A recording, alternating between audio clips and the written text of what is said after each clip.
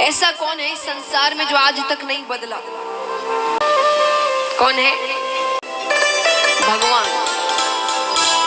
सच यानी वो कभी नहीं बदलते।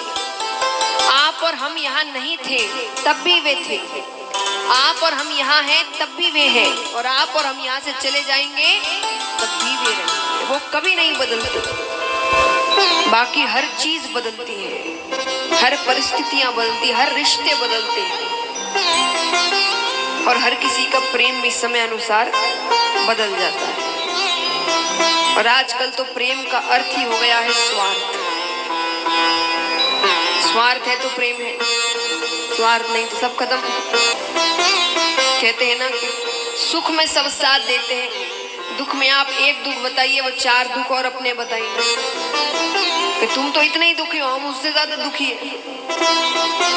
क्या मदद मांगेंगे आप किसी से?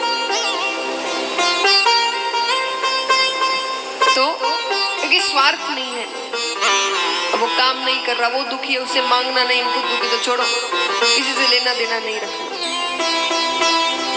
तो संसार सच नहीं है। अब कई कहते हैं कि भाई आप सब कहते हैं संसार सच नहीं है, भगवान सच है, तो भगवान तो दिखते भी नहीं, तो कैसे भगवान को सच मान ले, और कैसे संसार को झूठ मानकर संसार को छोड़ दे?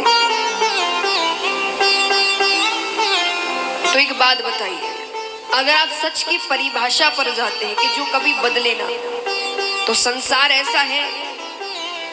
संसार यानी क्या? मोह माया, धन दौलत, इन चीजों में पड़ जाना, यही संसार है। तो जब एक बच्चा जन्म लेता है, उसको किसका आश्रय होता है? किस पर निर्भर होता है वो? माँ बाप। एक छोटे से बच्चे के सामने 10 लाख रुपए रख दो और कुछ खिलौने रख दो, वो क्या उठाएगा? जोर से कहिए। खिलौने। आप क्या उठाएंगे? बदल गया आश्रय, है ना?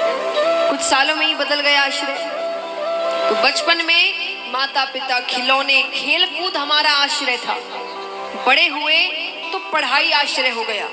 कुछ उस उम्र में पैसे इतना नहीं सोचता, पढ़ाई कर रहे हैं, पढ़ाई आश्रय हो गया। फिर और जवानी आती है, धन आश्रय हो जाता है, धन कमाना है।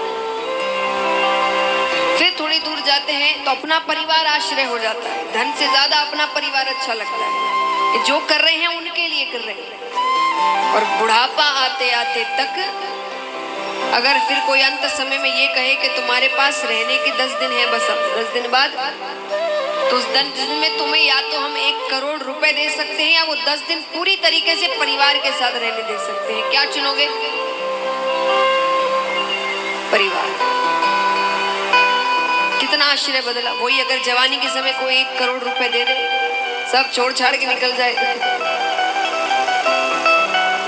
तो एक ही जीवन में कितनी बार आश्रय बदल गया हमारा। लेकिन जन्म लेने से मृत्यु तक एक ऐसा आश्रय बताइए जो नहीं बदला। ईश्वर का। एक छोटे से बच्चे को हम सिखाते हैं हाथ जोड़ने के लिए, कहते हैं ना जय जय करो, तो वो हाथ जोड़ लेता है। और अंत में तो ऐसे ही भगवान का नाम लेते रहते हैं। तो जन्म से लेके मृत्यु तक एक ही ऐसा आश्रय था जो कभी नहीं बदला, वो था भगवान का आश्रय। तो संसार को सच नहीं मानने का अर्थ मैं आपसे ये नहीं कह रही वैराग्य ले लीजिए, नहीं। संसार में रहना है, परिवार में रहना है, व्यापार करना है, धन कमाना है, लेकिन ये जानते हुए कि ये सब सच नहीं है। क्योंकि इनके चक्कर में अगर पढ़ते पढ़ते भगवान को भूल जाओगे, मतलब उसको सच मान चुके। और ये सब करते करते भी भगवान में आस्था रहेगी तो ये पता होगा कि ये सब सच नहीं है। तो संसार में रह रहे हैं तो जीवन चलाने के लिए करना ही पड़ेगा। अब परिवार है तो धन नहीं कमाओगे तो परिवार चलेगा कैसे? तो भगवान को भूलना नहीं है, वो आस्था नहीं खत्म करनी। तो सच यानी भगवान। आनंद यानी हम आनंद को बाहर खोजने की कोशिश करते हैं। यहाँ चले जाएंगे तो बड़ा आनंद आ जाएगा, ये सुन लेंगे तो बड़ा आनंद आ जाएगा, वो देख लेंगे तो बड़ा आनंद आ जाएगा। पर ये कुछ समय के आनंद होते हैं। यानी आनंद के लिए हम किसी और पर निर्भर हैं। ऐसा क्यों होता है कि पहाड़ों पर बैठे जो वैरागी है वो सबसे दूर है, फिर भी आनंद मिले, उन्हें किसी की जरूरत नहीं। क्यों? क्योंकि उन्होंने अपने अंदर के आनंद को पहचाना। उन्हें सुखी रहने के लिए किसी और की जरूरत नहीं है, हमें है।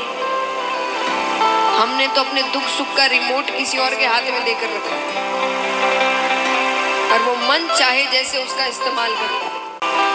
किसी दिन बाहर जाना है, घर से खूब अच्छे से तैयार हुए हैं, नए नए कपड़े पहने हैं, गहने पहने हैं, सजे सवरे हैं, खूब तैयार होकर खुद को कांच में देखकर बड़े प्रसन्न हो रहे हैं, बड़े सुंदर लग रहे हैं। घर से बाहर कदम रखा के पड़ोस वाले ने कह दिया बिल्कुल अच्छा नहीं लग रहा, क्या पहना है, सारी खुशी खत्म। भले ही खुद ने 10 बार खुद को देख लिया है, अच्छा लग रहा है, लेकिन बाहर वाले ने कह दिया अच्छा नहीं लग रहा तो सारी खुशी, और भले ही उसने ध्यान से देखा भी नहीं होगा।